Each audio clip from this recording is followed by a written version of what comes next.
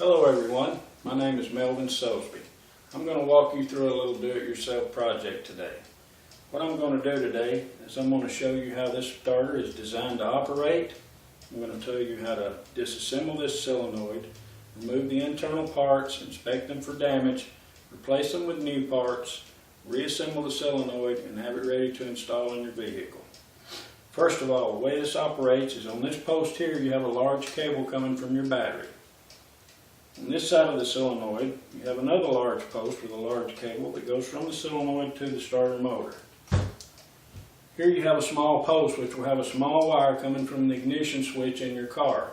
When you turn that switch to the start position, it sends 12 volts to this post here, which creates a magnetic field which pulls the plunger to the contacts, completes the circuit, and sends 12 volts to the starter motor, making it run. If there's a problem with the starter, first of all, we have to remove the cap on the solenoid.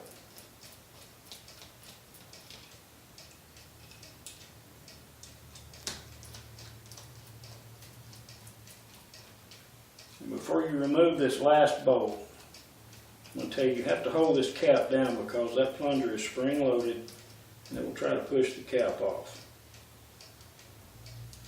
Now with those removed, you can remove the cover from your solenoid. Remove the plunger with the spring. We have to keep this spring and use it on the new one. Now if you look inside the solenoid housing, you can see the contacts. Now we have to remove those so we can inspect them for damage. You remove the retaining nut from the post.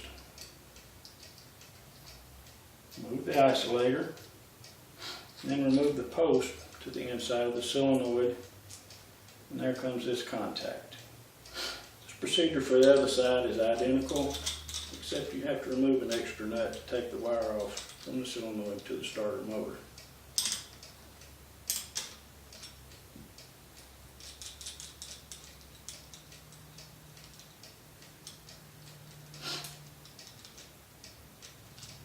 Now once you've done that, you can remove this post, and with it comes your other contact. If you look closely at this contact, you can see a circle that's been burned into it right there from where the plunger has made contact with it. Just burnt these up, so they're no good. If you look at the plunger, there's a copper ring around the plunger right here. It's also scored very badly, it's no good. So what we have to do now is replace the old contacts with these new ones. First of all, you put your stud through your contact, insert it into the solenoid housing, put your isolator back on, and your retaining nut.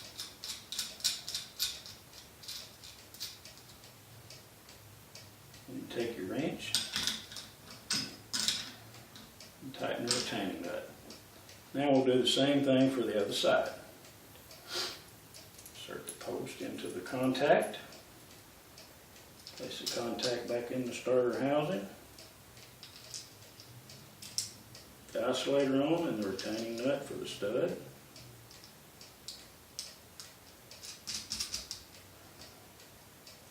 Then replace the cable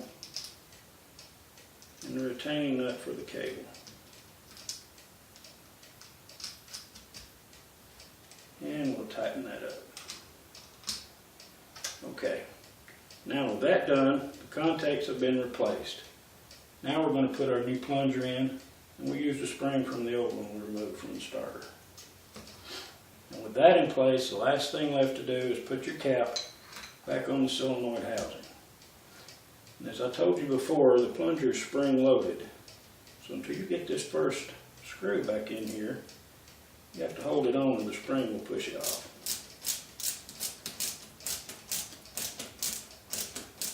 Now, with that screw in, you no longer have to hold it.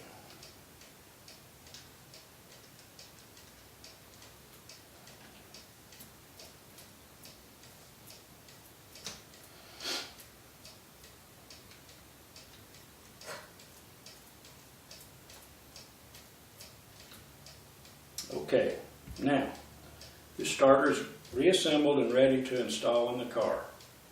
So what we've done today now, I've shown you the basic operation of this starter and how it's designed to work. I've shown you how to disassemble the solenoid, remove the internal parts, inspect them for damage, and replace the new parts inside the solenoid. Then replace the solenoid cap back on, and now the starter is ready to install in your vehicle. Thank you.